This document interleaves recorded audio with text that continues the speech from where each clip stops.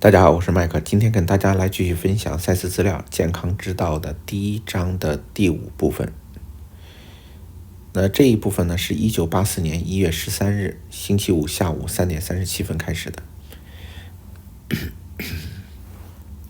首先呢，珍今天午餐后又照了照镜子，他一连2天都这样做了。大家好，我是麦克，今天跟大家来继续分享赛斯资料健康之道的第1章的第5部分。那这一部分呢，是1984年1月13日星期五下午3点37分开始的。首先呢，罗说珍今天的午餐后又照了镜子，这是他连着2天这样做。珍自己估计这是1年多以来这类事件的第1桩，他们也有其幽默的一面。因为他只是今天他只是略略看了一下自己的影像就简单看了一下，然后呢他就告诉罗说，他说他的头发是白色，已经白了可是他的头发并不白在我到330房间之后不久，递给他镜子之后，他又看了一下，明显的松了一口气，说我放下那个了放下关于头发变白的这个问题。然后呢，罗又递给他了口红他没有困难的涂上了口红。今天是22度，比较暖了些。上午我准备了保险和医院的费用。今天呢，他的隔壁的那个病人卡丽娜呢，安静多了。到现在为止我说如果对赛斯有些评论也不错。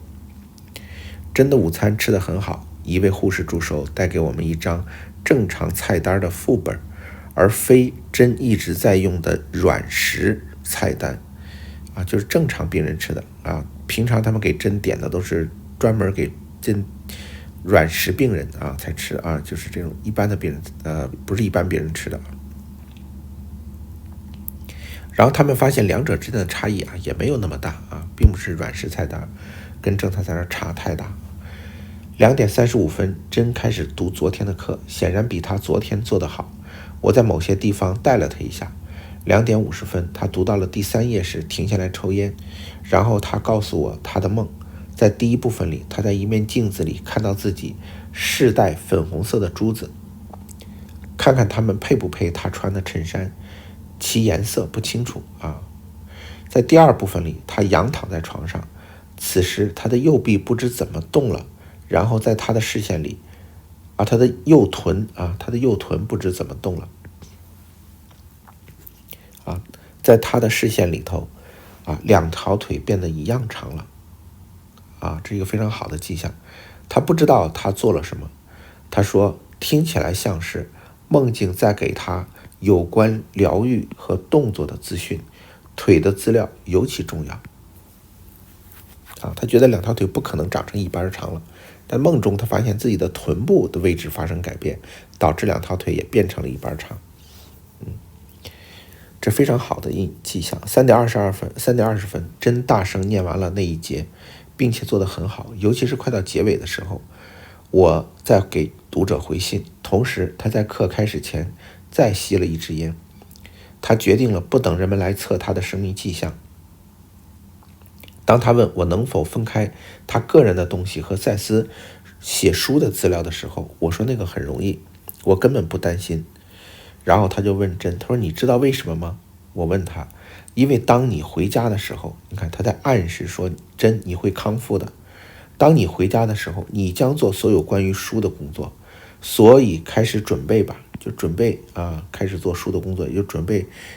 病好之后可以回家了我一直知道你将会写那本书，如果你想要的话，我可以写一篇序，你也可以那个谁都可以做，但你却是那个写书的人。他在给珍暗示说珍你是可以出院的，所以我不担心赛斯资料里头哪些是关于你个人的部分，哪些是可以作为书的部分出版的。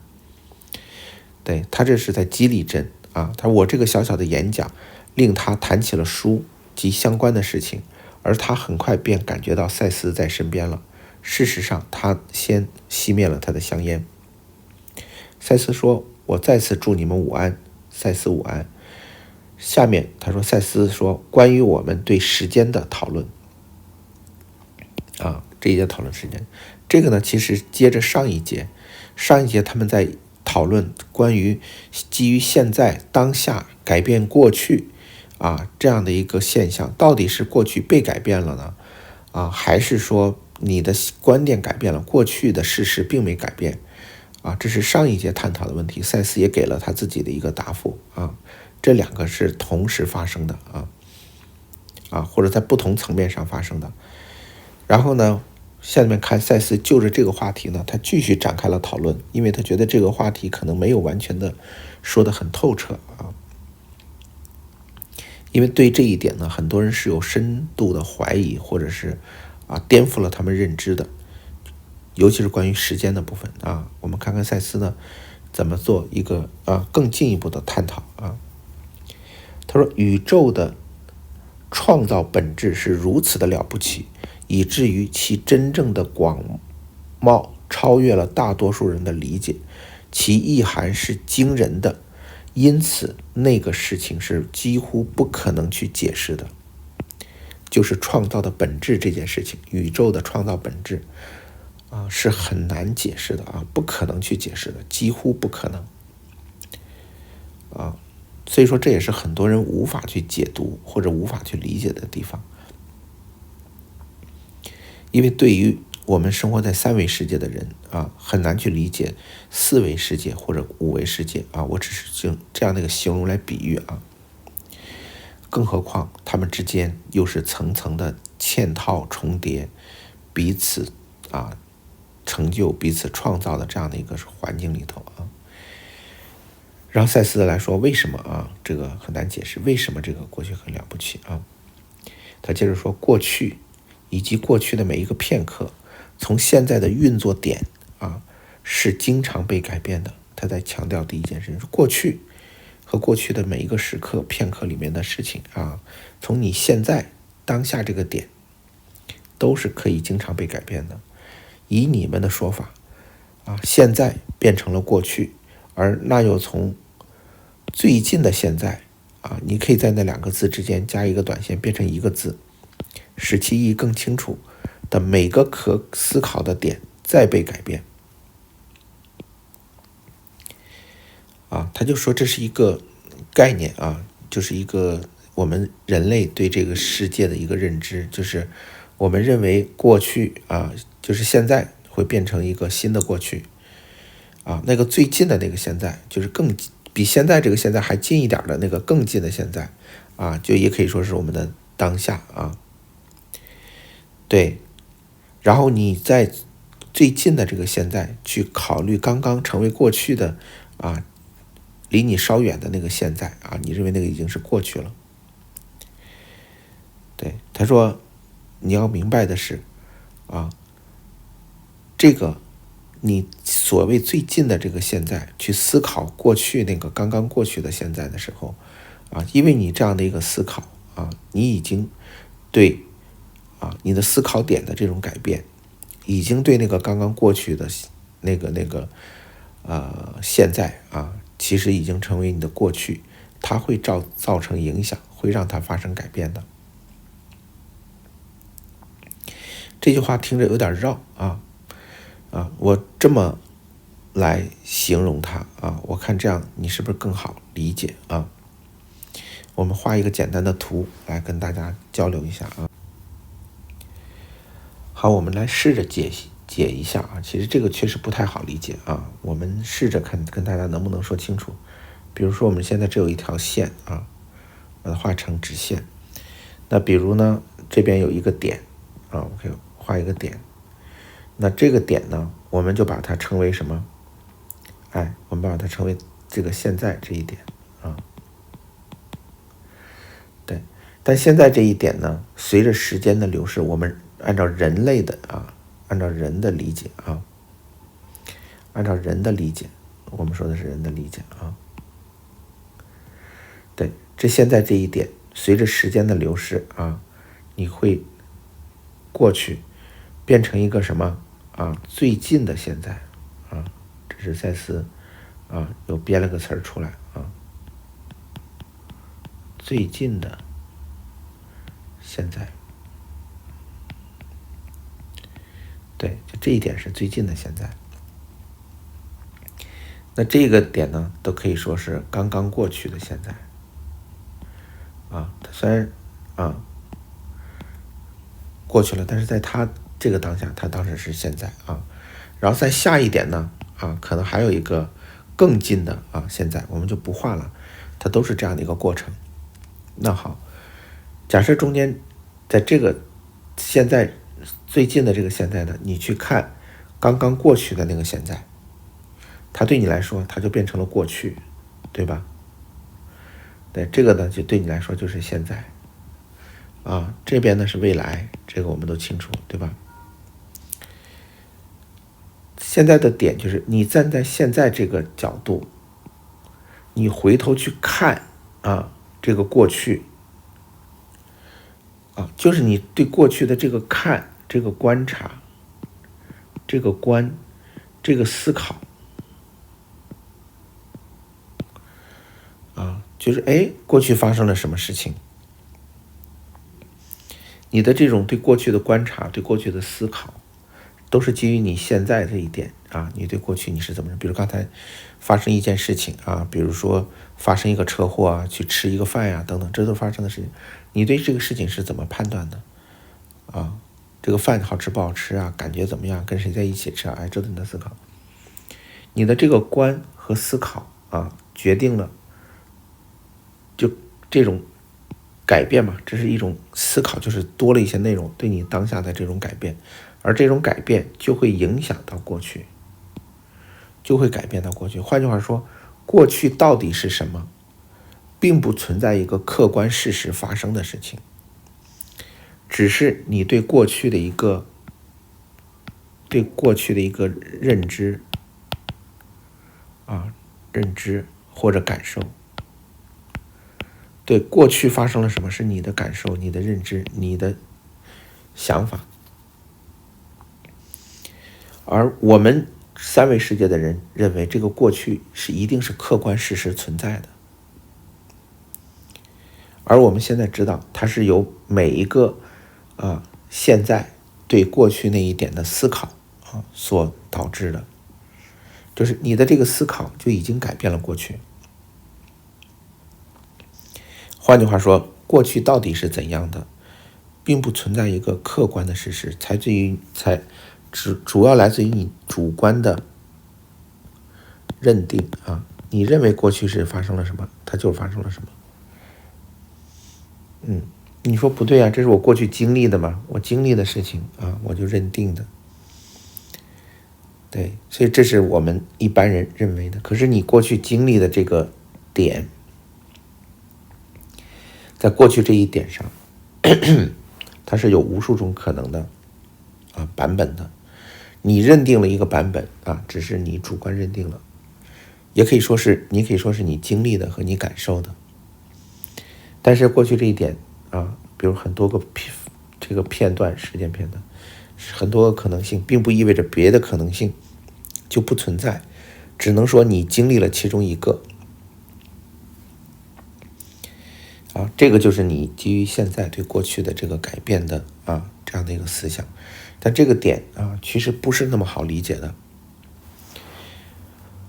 换句话说你每一个现在这一点当下这一点，你当下这一点，你都在思考着过去你都在展望着未来，你待在当下这一点，然后你每一个点又是下一个点的过去又是这个点的未来，而下一个点呢，它就也是这样子对过去有一个认知，对未来有一个展望它就这么一个点一个点一个点一个点这样连起来这样你感觉到时间是在流动的。而对于你当下的感受的你的这个意识的主体，或者你这个我的主体他认为这是一个连续的，这中间没有断的他认为这中间是没有断的，是连续的这样时间是一直下来的。他认为连续的原因是他一直活在这个现在，活在这个当下里面这个现在和当下对于每个人来说它一直存在着，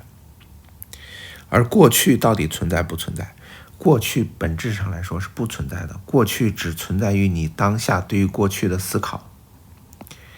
过去只存在于你现在对过去的这个认为、认定和思考，并不存在一个所谓的客观的事实叫过去，只存在一个赛斯管它叫广阔的现在，就一个广阔的现在是存在的因为这一些点连在一起，它都叫现在，对吧？你可以说我这一点是这一点的现在，我这一点是这一点的现在。但是我刚才讲了，你这个现在这一点是不是包括了过去的所有的点因为过去所有点都是你现在基于过去的认知嘛，所以说这一点已经囊括了你的过去包括你经历的这些过往也囊括了你对未来所以说这样的一个点，未来的这一点也是一样的，它既包括你的所有的过去，也包括你所有的未来。那你其实就生活在每一个这个所谓的现在，而且这些每一个现在，它们之间是连成一体的它不是连贯的，但是它们又是一体的，这中间是很难用语言来理解它的。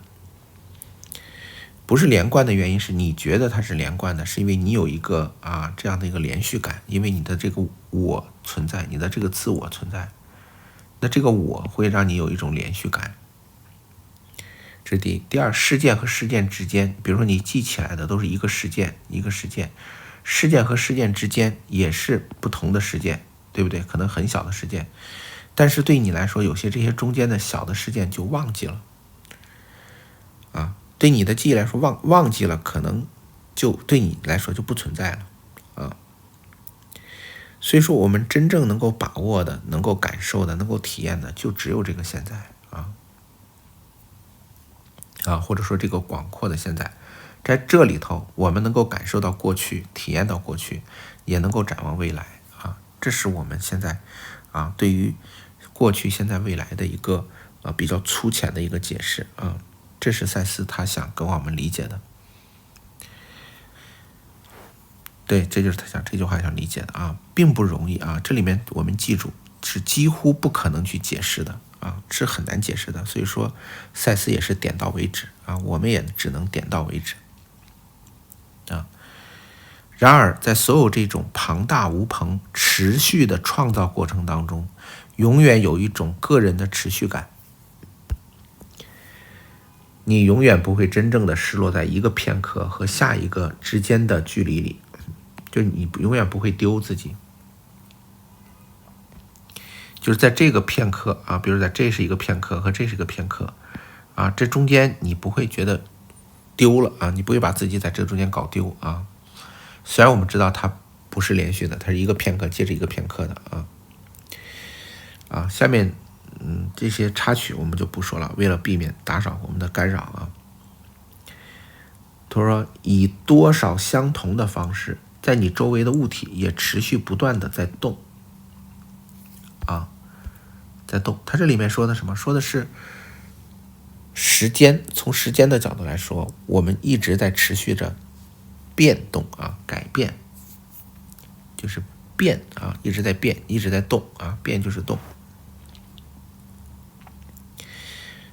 所谓我们的所谓过去、现在、未来，它们都是在变化和运动的，不存在一个所谓固定的过去，不变的过去现在也在变，过去也在变，因为你对过去的认知改变了，过去就改变了他说除了不存在一个固定的过去，所以我们知道既不存在一个固定的不变的过去，也不存在一个固定不变的物体这原子和分子永远都在动既不存在一个固定的过去，也不存在一个固定的所谓的物体这两个都是在变的而以一种说法，电子是那个动作的指挥，电子是关键在所有的物体运动当中，电子是关键因为在原子和原子这个层面上，它本身它里面是有这个强交互作用和弱交互作用的，但是它们整体对外呈现的是一个电中性的状态。而我们的思想，我们的意识要想作用在这个物质世界上，是需要通过一个类似于叫情绪能量单位或者叫电磁能量单位的，是影响我们叫意义单位。这个意义单位它其实是一种类似于电磁的一种能量波。这种电磁能量波或者能量场，它是可以影响我们周围物质的电子的。它只要影响和改变了电子，这个物质的属性就会发生改变。这个原子周围电子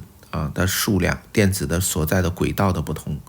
电子数量的不同，或者电子状态的不同，都会影响这个原子它本身的状态和性质，也就是让这个物质发生了改变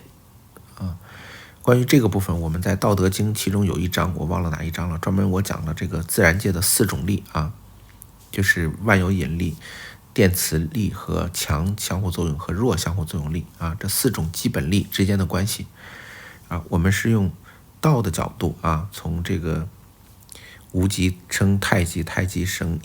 生一，一生二，二生三，三生万物，是通过这样的一个角度跟大家解读了为什么这里面的1、2、3之间的关系零从0到1，从1到3这样的一个过程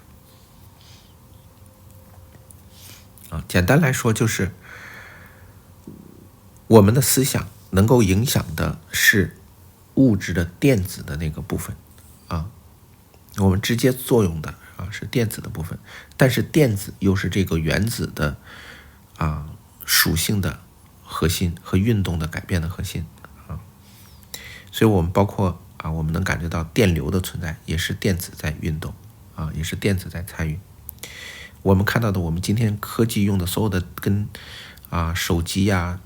电器电子产品这些东西，都叫跟电子都有关系。对，为什么都叫电子产品为什么都叫电子时代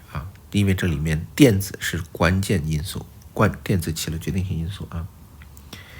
你自己的焦点是如此精确而细致的调准了，以至于纵使物体一直在活动，它们看起来却是坚实的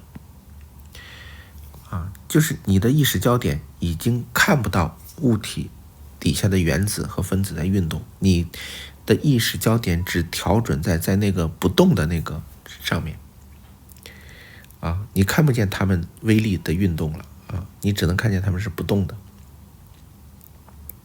这个是我们的意识焦点精确的这么设计的调整的微调的就让我们的意识焦点只能看到物质的坚实的一面，物质性的一面看不到它底层的能量振动的运动的那个状态记住，这是我们的意识焦点就这么设置的它就是如此他也没话说，他只能说就是如此。他说切说物体也是事件，而或许那是为了解他们最容易的方式他们非常仰赖你自己主观的焦点，让那个焦点摇晃那么一瞬，整个纸牌屋便会塌下来，可以这样说他说的意思是什么意思？就我们认为坚固不变的物体，它是由原子和分子的运动组成的。原子和分子的运动，它既然是运动，是不是就可以把它看成事件？比如说一个原子的运动或者原子的运动是由里面的电子的运动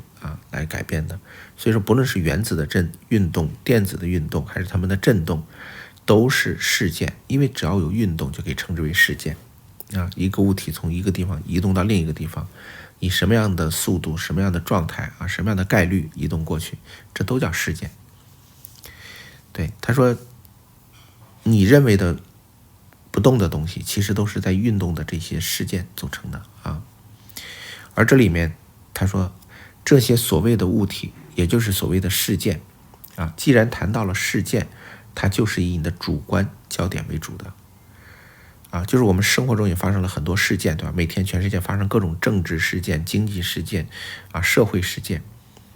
每一个事件出来新闻媒体一般他们的准则是尽可能不带引导性的或不带偏袒的去客观的报道这个事件。可是即便如此这个媒体本身也会带有自己的导向性和舆论导向，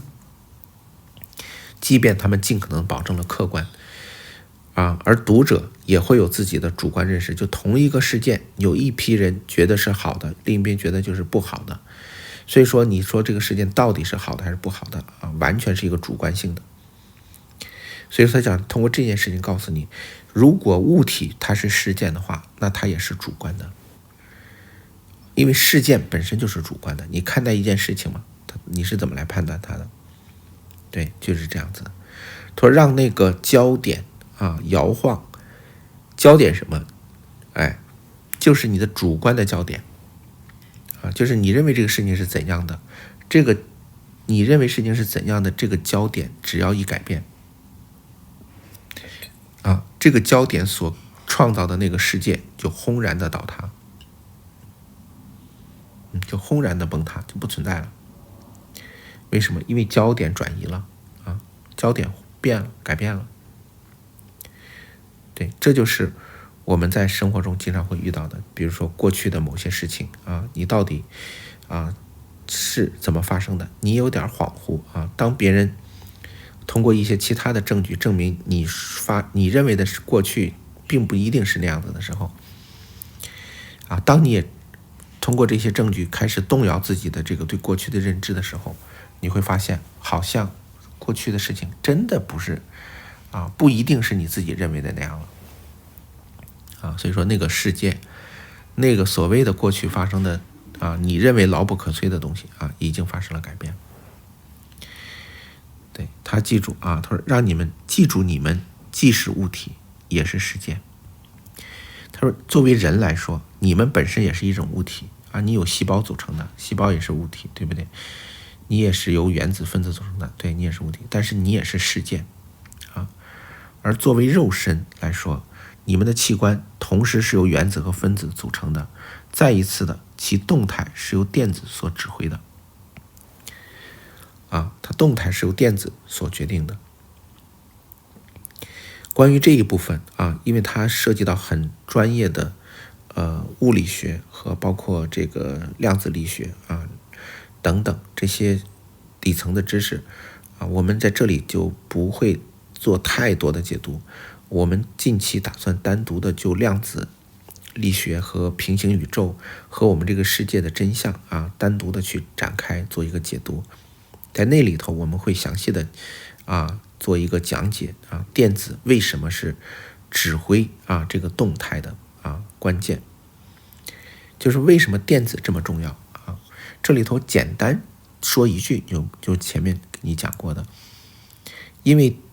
你的脑电波可以把它理解成一种电磁波，电磁波直接会影响它周围的电子它改变了电子，就改变了周围的世界，改变了环境电子的改变就决定了原子的改变，原子就决定了物质属性就会发生改变。对，因为我们很难直接影响这个原子核本身，但是我们可以影响电子，通过影响电子就改变了原子核的本身的一些属性这个原子的属性了。都在3点52分他停顿了良久他这个东西他不知道怎么解释他要思考。电子们本身有它自己的主观性生命这一点我们要明白，电子不是一个死的，它自己是有主观生命的，也就是电子是活的如果电子是活的，那物质是不是活的？是。这个世间每一个物质，世间的一切都是有生命的，这一点是我们科学家无论如何都不能理解和接受的。虽然他知道我们这个世界是个主观的世界但是他认为是基于人类的主观的世界是由我们为主的主观的世界。他不知道的是，这个世界是对所有存在在其中的这个存在者来说都是主观的世界。对电子来说，它是一个主观，这个世界也是个主观的世界，因为它有它自己主观的生命。对分子来说，对细胞来说啊，对每一个微粒来说，每一个石头，每一个这个没有生命，你认为没有生命的这个存在，它们也是有自己的主观性生命的，所以它们也是主观的事件。所以在你的身体，你周围的物体里的电子之间永远有个相互关系，就是你和你周围以及你和这个世界永远是有一种电子之间的相互关系，我们可以把它称之为一种量子纠缠式的这样的一个关系，就是你跟你周围的世界是纠缠在一起的，是通过量子纠缠在一起的我们这样的说法可能让你更好理解但并不是我们传统意义上的量子纠缠的那样的一个定义只是让你好理解。对，再一次的无论如何，主观的持续性本身永不摇摆就是不论怎样不论你周围的物质这个是事件它物质本身就是事件嘛，物体本身就是事件不论它多大多小，它都有自己的生命，但是主观的持续性本身永不摇摆。这里的主观的持续性指的不仅仅是人的主观持续性，当然对人也是同样存在的，它指的是包括原子、分子电子这些，对于他们来说的主观持续性也是永不摇摆的。这里头希望大家能理解就是你怎么来看待这个世界，你认为你一直是存在着的就是你认为存在这件事情是一个持续的过程，对，这就是你的主观的存在感它不会摇摆的。你不会觉得我一会儿死了，我一会儿活了，我一会儿在，我一会儿不在虽然你是一会儿在一会儿不在，但是你一直认为你一直都在，这就是它的主观持续性它本身不摇摆的概念就是这个感觉这个持续性本身不摇摆在于它永远和它感知的世界之一部分。为什么不摇摆呢？以那种说法，你和你的世界彼此创造为什么不摇摆？就是你和你周围的物质世界，就是你跟周围的环境也好，物体也好这个宇宙也好，这个世界也好，你们存在着一种量子纠缠的状态，或者叫电子之间的彼此之间的一种链接一种相互关系永远有个相互关系那这样的话说，你和你周围的世界你们是一体的有一个相互关系嘛，你们就是一体的，就是你和你周围的世界在电子层面上他们是互相创造、互相改变、互相影响的，因为彼此都是一个主观的。你周围的家具它的这个里面的电子它也是主观有生命的，它跟你的身体是有相互作用关系的。这就是为什么中国古代一直在说很多饰品是有灵性的它所谓的灵性就是它有一定的生命力在里头。中国经常说人养玉，玉养人很多东西越佩戴它的里头这个水头也不一样，甚至有的翡翠它会越来越绿或会生长在里面会生长。对，其实这都是已经用一种通俗的方法来告诉你世间万物皆有生命对，因为你跟万物永远链接在一起，所以说你的这个主观的持续性它永远都不会失落，都永远都不会摇摆，因为它一直链接在一起不论你的物质形态是怎么改变的，不论你外在的这个肉体不论你的形态是怎么改变的，但是你在底层，在电子这个层面上，在分子原子的层面上，你跟周围的世界是连在一起的。这种连在一起就导致了你的存在感不会丢失因为这个世界还在，你就在你跟你周围的环境是一体的性的，不会因为你自己肉身的不在，你就不在了啊，不会的。你只要存在啊，你就一直存在。当你由最近的现在的每一点改变你的过去的时候，你也在最微观的层面上改变了时间。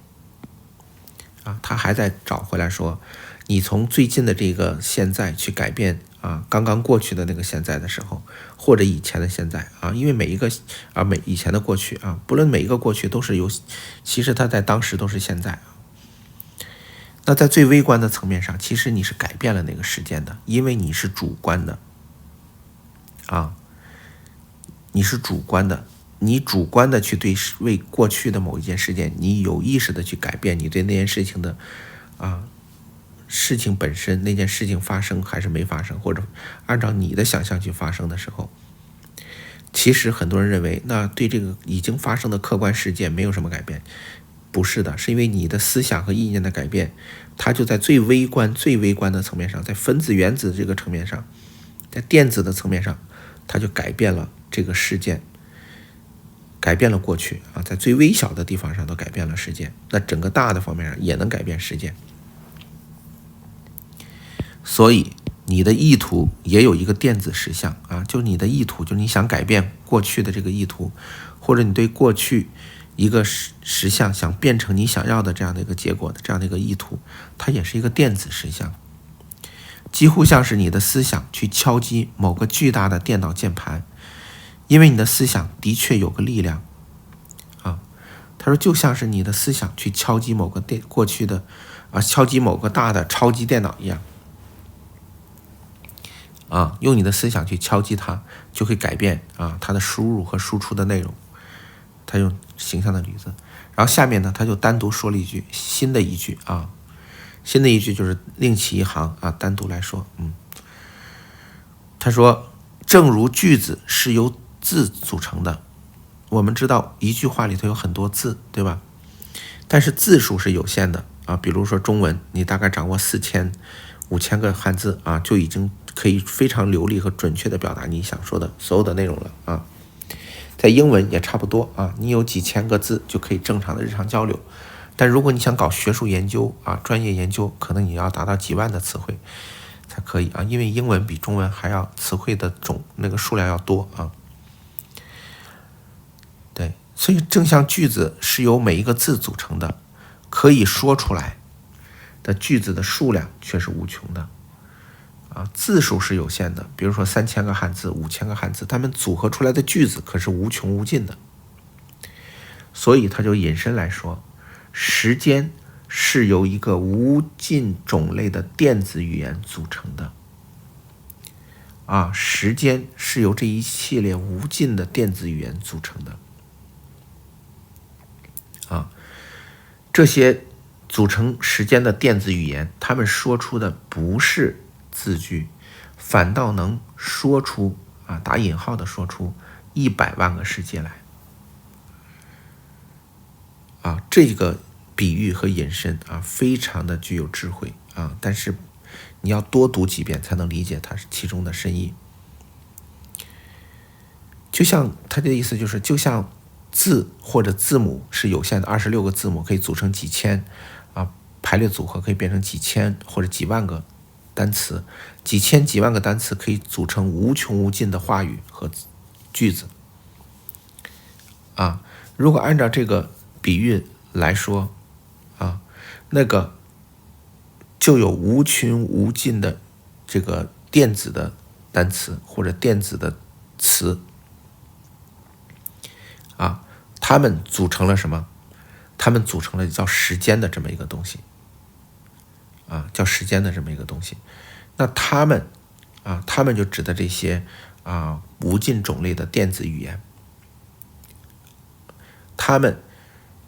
用语言做比喻，叫电子语言嘛。那他们说出的不是句子，他们说出的是一个一个的世界。这就是佛教里面说的一念一世界一叶一菩提的这个概念你一念就是一个世界一个想法，一个念头就是一个世界这里头赛斯再次的啊，用这样的一个比较优美的语言再给你做了一个阐述啊。怎么更好的理解它呢？你可以想象一种电子语言啊，这里头是无尽种类的电子语言啊，你可以把它理解成方言啊。一种方言就对应着一个世界。就比如说，假设你到了这个南美洲啊，你不熟悉西班牙语的话，那你就对那个南美洲的很多的这个文化知识，他们的世界对你来说就无法了解，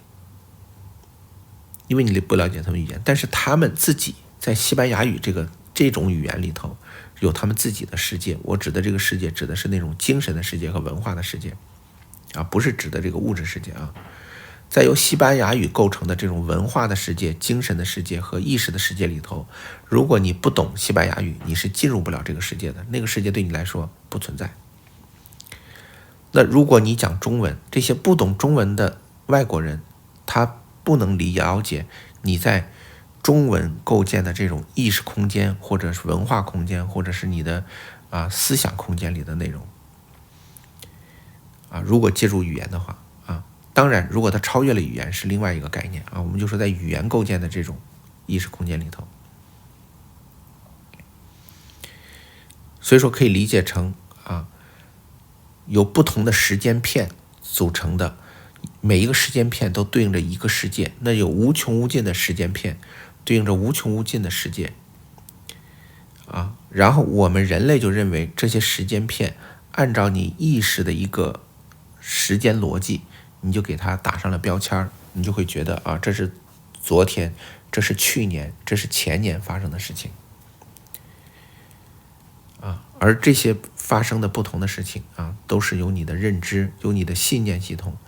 由你对过去的看法所决定着的。你是怎么认为的，它就是怎么的一个世界所以说这些不同种类的记住是种类的电子语言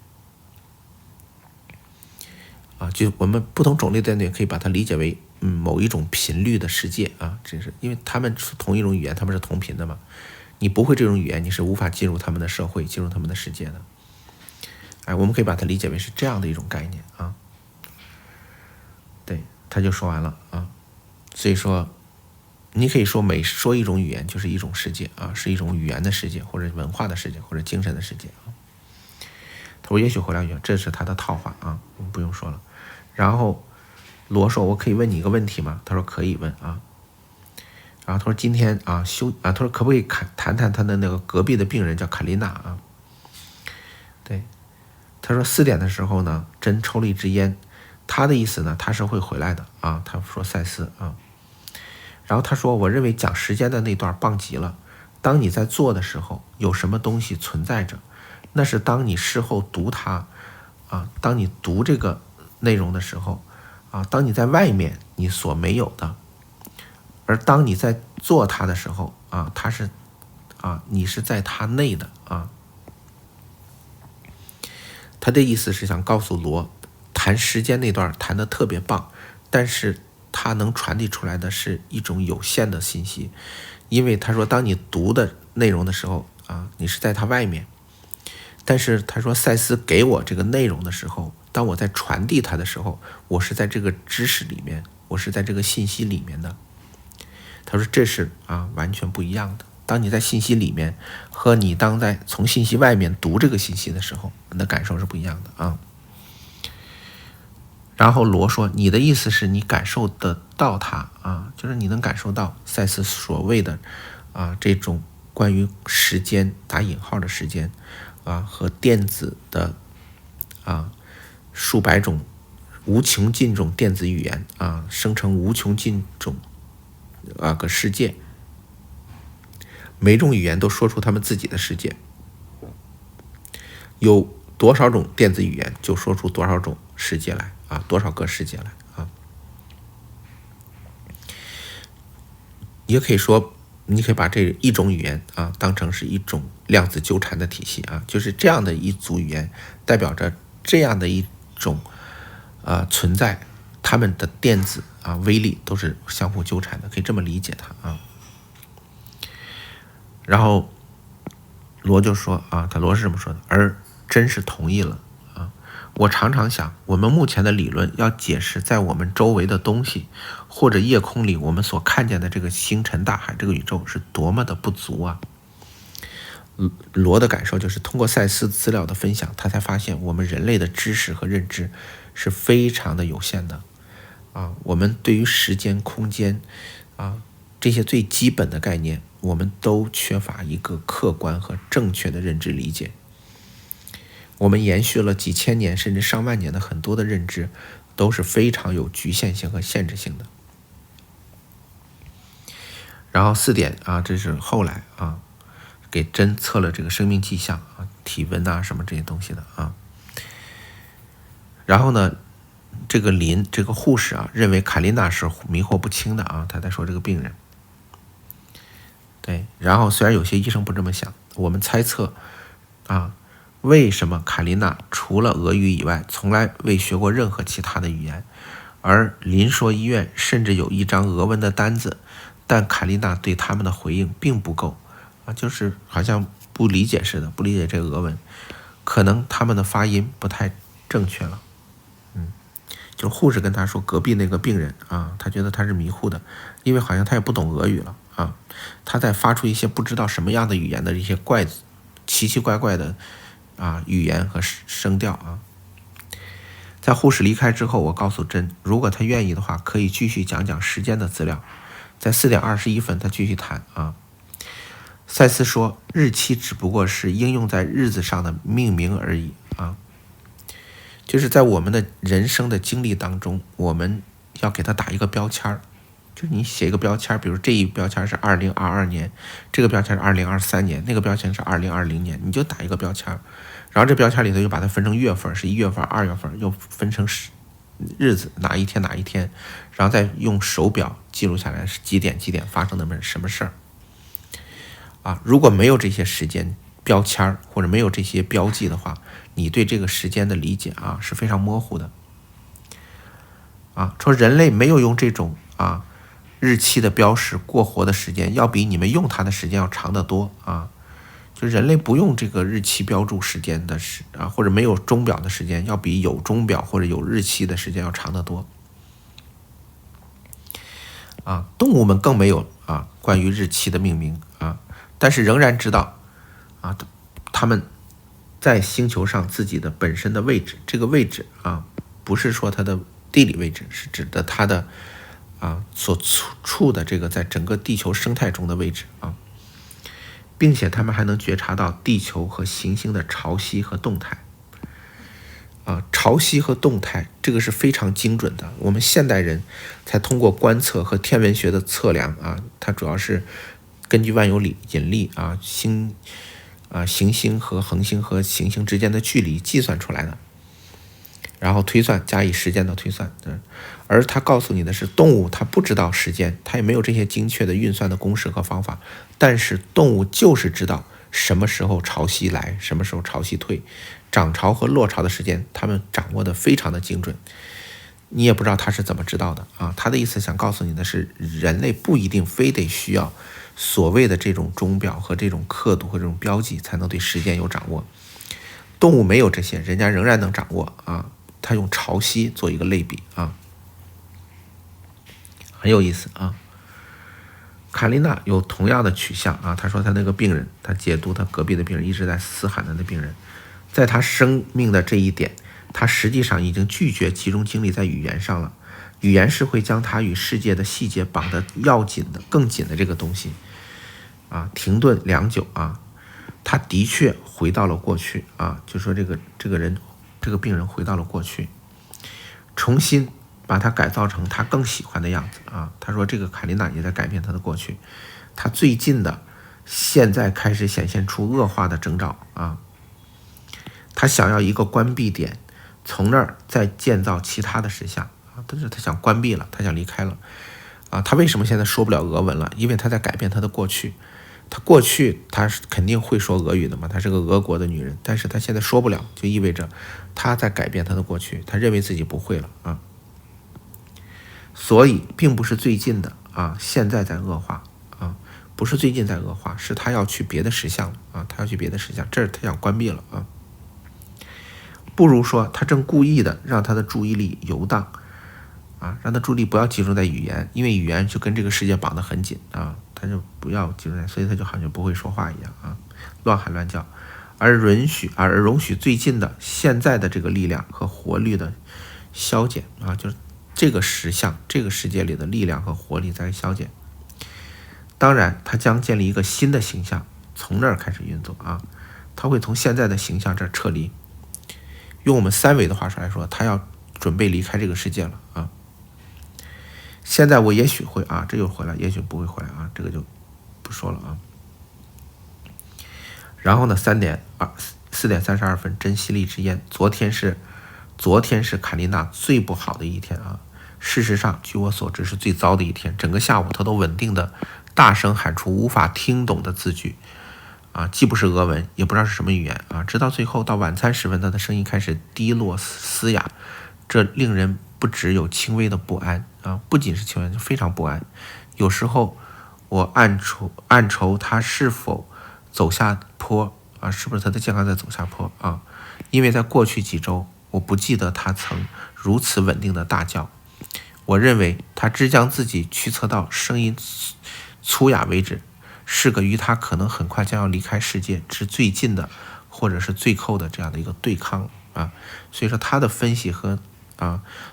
赛斯给他的这个判断是一致的啊，就是对这个世界最后的对抗啊。最后的嘶吼啊，他要离开了。好了，关于这部分的内容呢，我们今天就先解读到这儿，因为这里头涉及了很多的关于时间的一些论述，也希望大家有时间能够消化一下，这样我们对过去、现在、未来啊有一个深刻的认识。也希望你结合上一节啊赛斯讨论为什么当下这一点对过去的改变到底是哪种形式的改变，把这2节呢反复的再认真的去消化一下，因为关于时间这个幻象啊，如果你能破掉或者解除掉的话，它对你的松绑的程度是非常巨大的啊，你会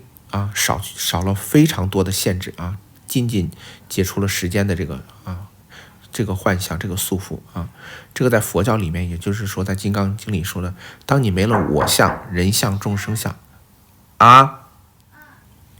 这也就是《金刚经》里面所说的，没有了我相、人相、众生相和寿者相。寿者相就是时间相，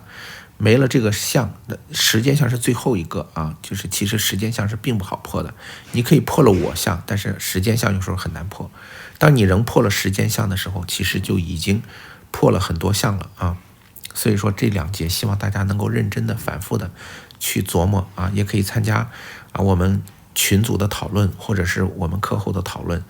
啊。好了，那最后还是谢谢大家的收听，最后祝大家都有神奇和美好的一天。